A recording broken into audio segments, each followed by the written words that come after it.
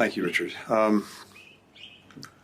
First, for Lloyd, for me, being here with the both of you, with not just the important professional relationship that we have, but, as you both said, the genuine friendship makes all the difference in the world. Penny, to your point that we're living in incredibly challenging times, that only underscores how vitally important it is for the United States to have this remarkable alliance, this remarkable friendship with Australia. We have no greater or more valuable ally. I think that's only been reconfirmed by the talks we've had over the last couple of days. Like my colleagues, I also have to start by saying that our hearts are full of concern for the 4 Australian servicemen whose helicopter crashed last night. And our hearts are full, too, because they were performing their duties alongside American servicemen and women to further strengthen our alliance, our partnership, and the work we're doing together around the world. They have been on our minds throughout today. They remain very much on our minds right now. I'd also like to say for me, as a point of almost personal privilege, returning here to Australia has real significance. My late stepfather, Samuel Pizarro, went to secondary school in Australia and received his undergraduate degree at the University of Melbourne. His time here profoundly shaped him. He was literally rescued by Australia after the Holocaust, having survived concentration camps. And so this country will always hold a very special place for me and for my family. It also holds a special place in the hearts of so many Americans. Indeed, in Australia, Americans know they have one of their dearest friends, one of their staunchest allies, one of their closest partners.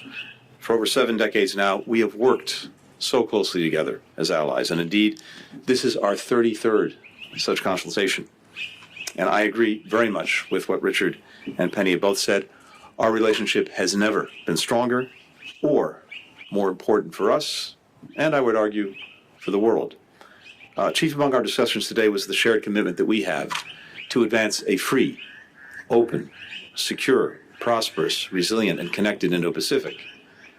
But what do we actually mean by that?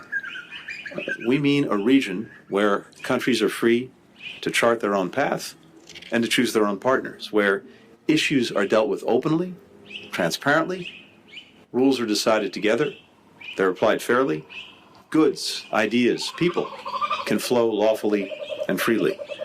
The joint statement that we put out makes clear that both the United States and Australia are committed to that goal, to that vision, and to realizing it through the work that we're doing together bilaterally, as well as through revitalized and in some cases new coalitions and partnerships that we've established throughout the region. We're deepening our collaboration through the Quad, where, alongside India and Japan, we're actually delivering concrete results for our people on priorities like promoting health security, shaping the future of critical and emerging technologies in a way that aligns with our values and our interests, enhancing maritime domain awareness, the capacity of countries to actually understand what's happening in the waters around them, and connecting more people to the internet and to telecommunications infrastructure. One of the ways I note that we're doing that is through the Quad Partnership for Cable Connectivity Resilience, where Australia's leadership is helping to connect more people to trusted and secure undersea cable systems.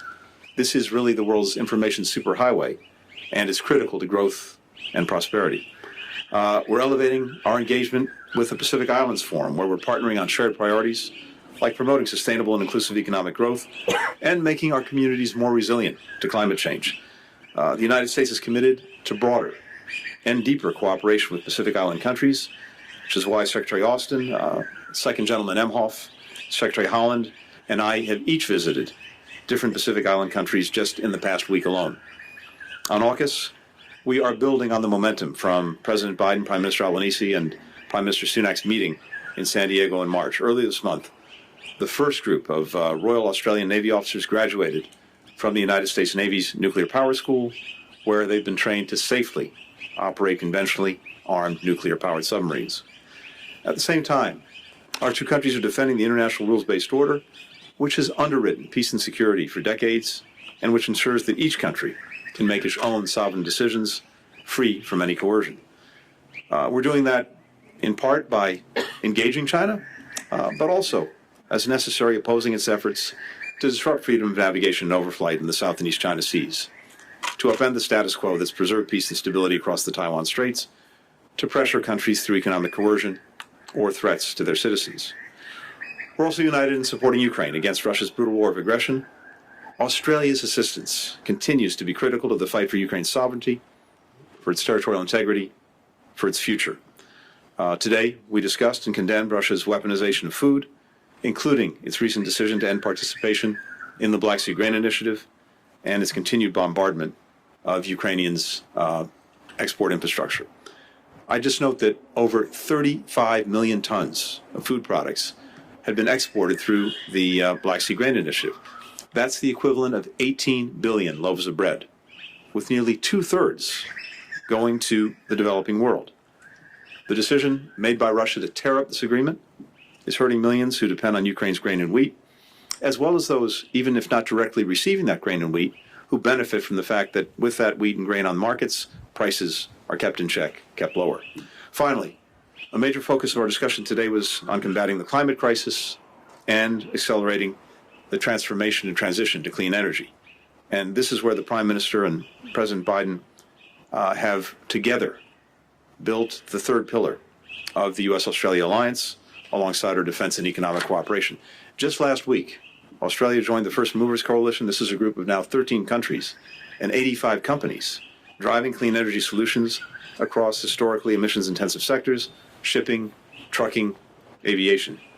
We're looking forward to Australia, home to growing hydro, solar, and wind energy sectors, bringing its resources and innovation to bear. As President Biden has said, the United States has no closer or more reliable ally than Australia.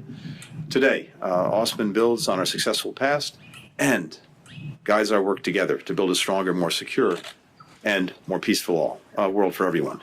Penny, Richard, again to you, thank you for the partnership. Thank you for the friendship. I'm also gratified that we benefit here in Australia from a remarkable ambassador, Caroline Kennedy. I'm glad to be with her. And of course, a not bad Australian ambassador in Washington either. It's wonderful to be with you as well. So thank you again for a very productive ministerial. Lloyd.